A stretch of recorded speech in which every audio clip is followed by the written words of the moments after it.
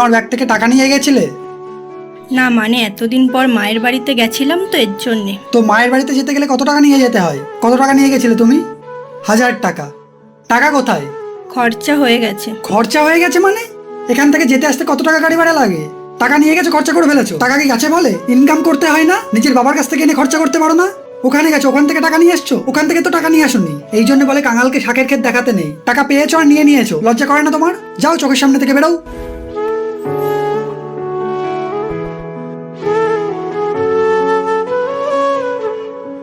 রাগের মাথায় কাউকে দুটো কথা শোনালে তার মনে যে আঘাত লাগায় কথাগুলো, সেটা সহজে কমানো যায় না। ওকে কথা শুনিয়ে খুব ভালো লাগছে তোর? তোর হাতে টাকা না থাকলে তোর মনের অবস্থা, তোর মুখের ভাষা কেমন থাকে? তাহলে ওকে তুই বিয়ে করে এনেছিস, ওর সমস্ত দায়িত্ব তোর উপরে, ওর বাবা মার দায়িত্ব তোর উপরে, তাদের ভালো রাখার দায়িত্ব তোর উপরে। তো ও নিজের বাবার বাড়িতে গেছে, খরচা করেছে, কোনো বাজে খরচা তো করেনি। তার জন্যে তুই ওকে এত বাজে বাজে কথা শোনালি। ঠিক করলি? এমনটা যদি তোকে কেউ শোনাতো তোর বাবা মায়ের পিছনে খরচা করার জন্যে, তোর কেমন লাগতো?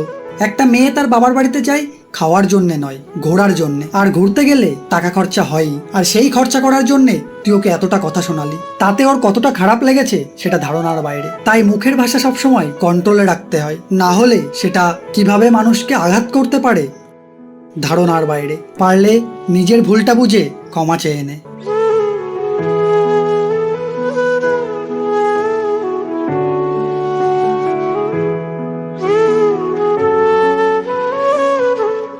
আই এম সরি, আমার তোমাকে এরকমভাবে বলা উচিত হয়নি।